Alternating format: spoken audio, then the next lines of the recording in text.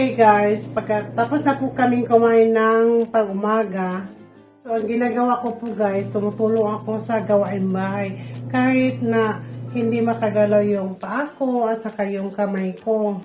So ang ginagawa ko, napatulong ako sa mga anak ko para makaupo ako sa walker para makatulong naman ako sa gawain bahay. So halimbawa ganito, tapos na kami kumain. Ayan, nililinis ko yan guys, ganyan.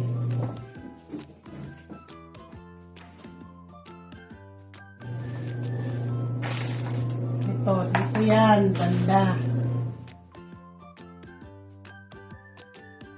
Okay. Ayan guys, pag umaga. Yan na po. Okay guys, tapos na ako naglinis ng misa namin. Dito na naman ako magugas ako ng pinggan.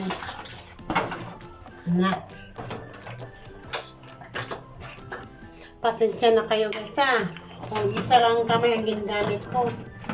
Kasi hindi pa makagalaw isang kamay ko. So, ganito na lang ako maghugas guys. At least may natulong ako sa paghugas ng pinggan at saka paglinis ng misa. Okay.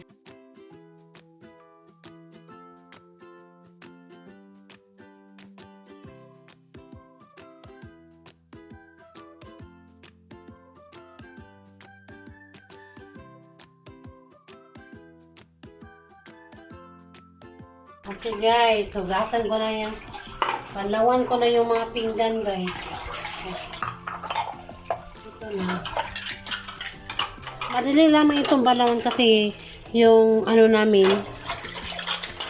Anong tawag dito? Gripo, no? Okay. Ganyan lang.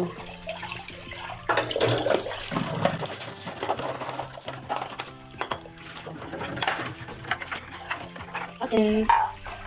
Konti na lang. Bakit na po ako matapos guys? Ayan lang.